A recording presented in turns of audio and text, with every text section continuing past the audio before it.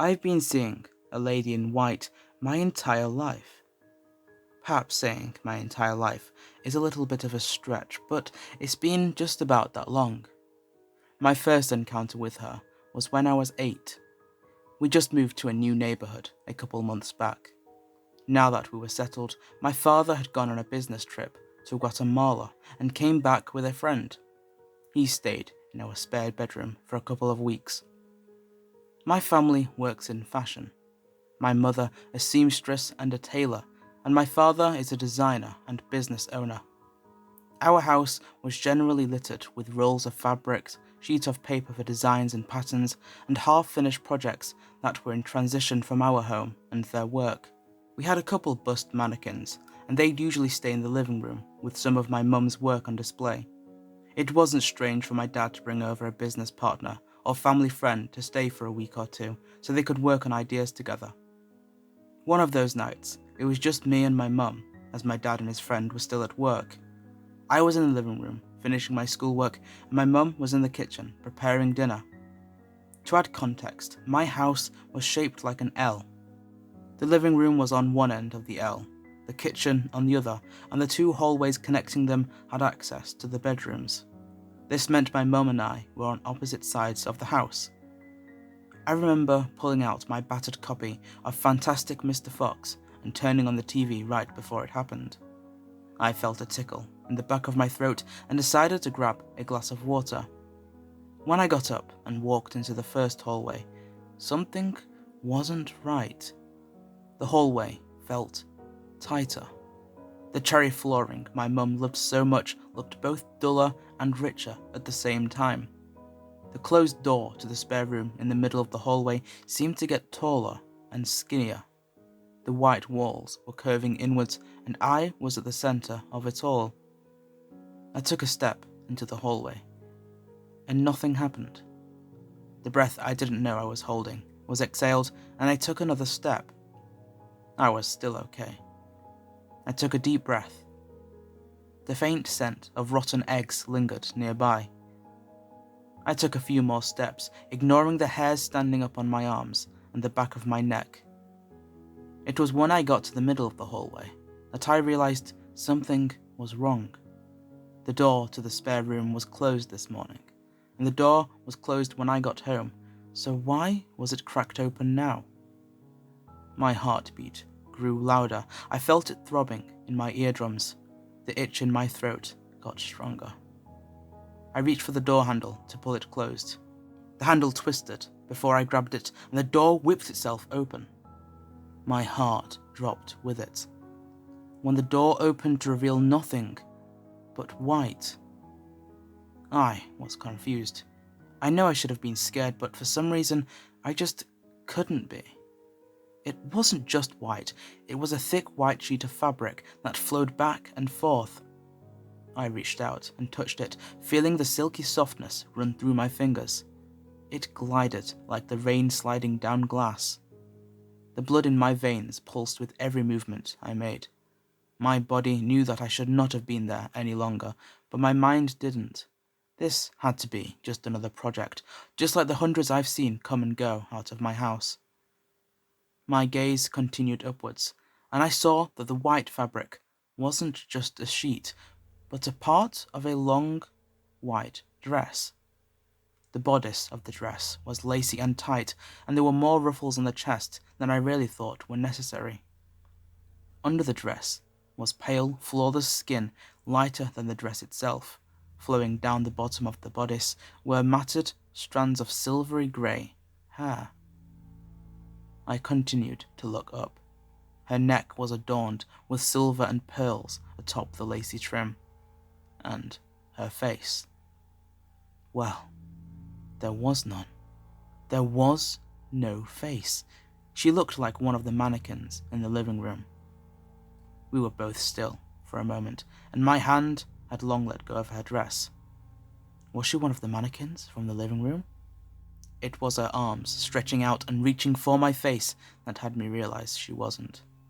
Then her head twitched in my direction. All the fear I should have been feeling before hit me like a train.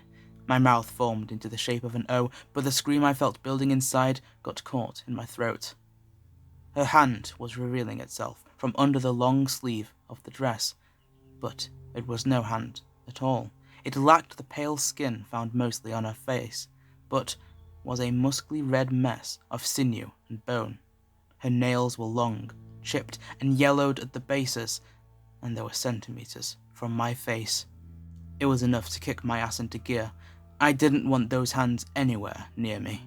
My brain connected to my feet, and I bolted down both hallways until I was screaming for my mother in the kitchen, claiming there was a strange lady in the spare room.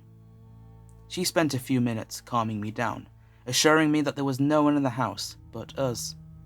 We went back into the hallway together. She opened the closed door and revealed the empty spare room. A bed in the corner, desk in the other, and a dresser to the side. She even opened the door to the closet and showed that it was clear. Nothing but boxes. I didn't mention to her that I left the door open when I ran, as the lady was standing too close to the handle for me to grab. At this point, I just wanted to forget all about it. My mother had assuaged my concerns enough for the day and sent me back to the living room with a glass of water and a plate of fruit. I went to sleep that night, dreaming of my own wedding day. I was in a gorgeous bridal suite with gold crown molding and large circular windows. Ivies sprawled across the frames and clung to the beams of light, and the scent of various flora permeated the room. I looked down to see myself in the same dress as that woman. My chest grew tight, and I felt the bodice digging into my sides. I shuffled my way over to the antique mirror, only to find that I had no face at all. I tried to scream, but I couldn't. The door opened, and the faceless woman walked towards me, her arms outstretched and showing slivers of the skinless hands underneath. I woke up in a cold sweat, hints of dawn peeking in through my curtains. I stayed still in bed, thinking about her, until my mother knocked on my door to tell me it was time to get ready. I went about my daily motions and began my short walk to school, choosing to suppress the eerie dream I had that night. Then I saw my friends and forgot about her entirely. I didn't even remember our first encounter, not until I saw her again a few years later at my dad's funeral. We were leaving the cemetery, and I looked back at his headstone only to see her looming over it and staring right back at me. I felt much less dread seeing her this time. To be fair, I didn't feel much at all during this time. But then, I kept seeing her. Throughout the years, I'd travel here and there, making new friends and losing some along the way. At every major change, she was there, whether I wanted her there or not. She never got as close as she did that night, but I'd see her around.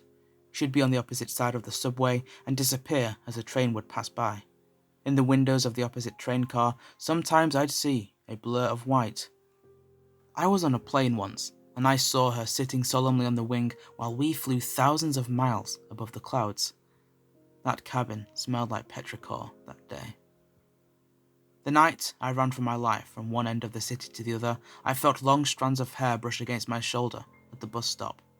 I didn't see her then, but I knew she was there. At no point had she made any movement towards me.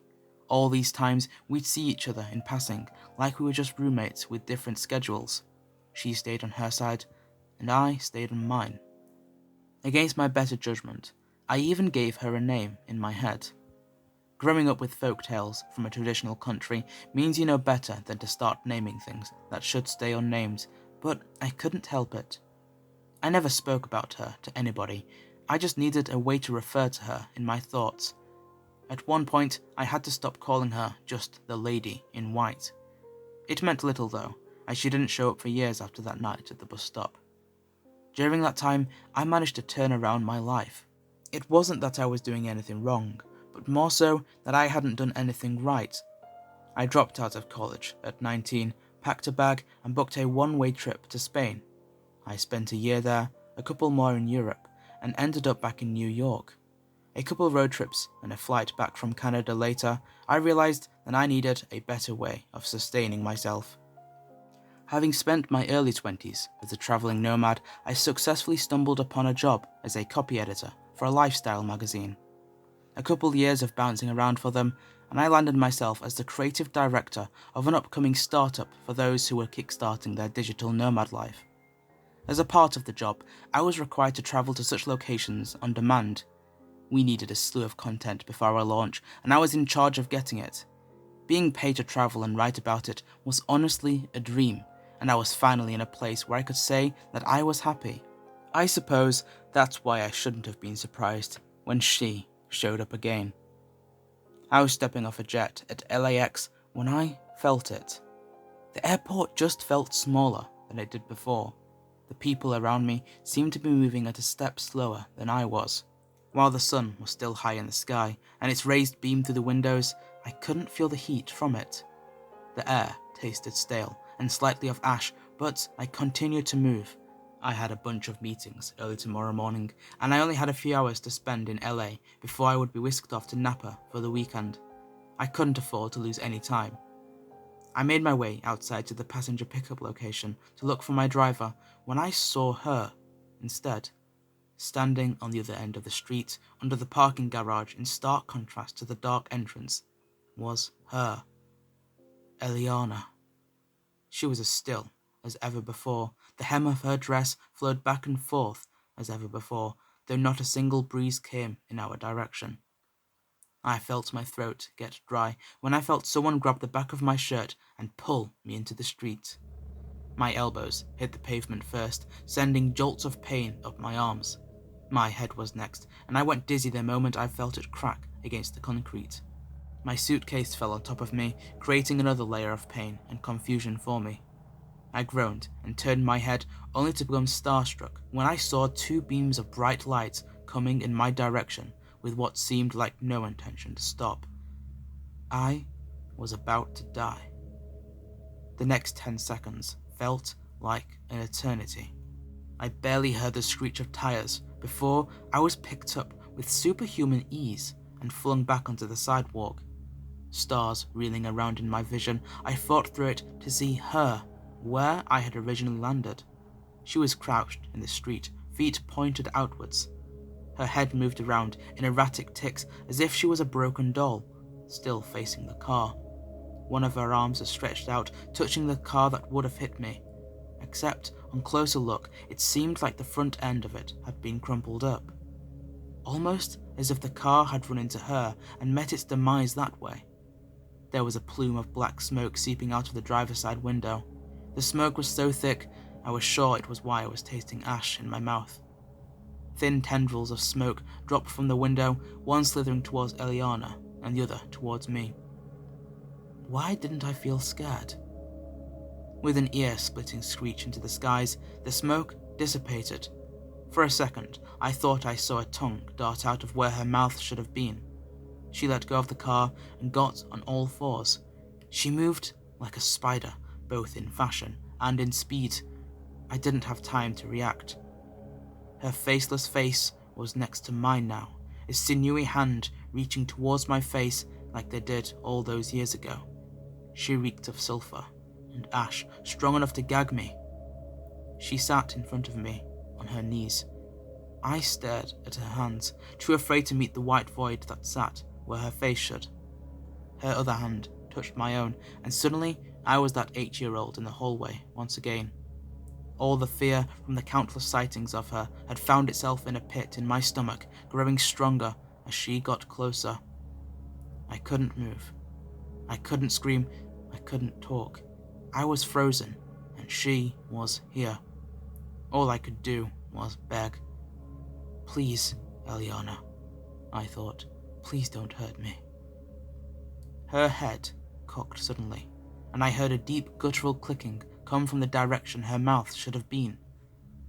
How do you know my name? I felt her say. Her ghastly hand finally touched my face. And just like that, she was gone. Her grip on my wrist and her slimy touch was gone. A crowd of people had gathered around me, some reaching out in concern. Are you okay? What just happened? Questions blurred around me as I muttered that I was fine and just needed to get myself together. I noticed there was a lack of pain where there was much before, but I didn't think much to question it. I just had to leave. I wasn't allowed to for a couple of hours, as a few witnesses had called the respective authorities to the accident. From what I understood, they had seen a man bump into me and sent me flying into the street. The oncoming car had stopped just short of hitting me, and I managed to crawl back to the sidewalk just as they approached me. I'm back in my hotel now, and I feel just fine. It's like that entire thing just didn't happen. If you can't tell by now, I'm still processing everything. I just knew I had to get my word out somewhere because, well, she's here. She was waiting for me in the hotel room, sitting at the foot of the bed. The moment I opened the door, the odor of pure sulfur flooded my nostrils. The TV remote was next to her, but the only channel on was static. She doesn't want to speak to me, but I can tell that she's scared. She's been shivering since I got here. She left a single note on the desk that she pointed at when I walked in. Scrawled on the hotel post-it note was an elegant script that had to be from Eliana.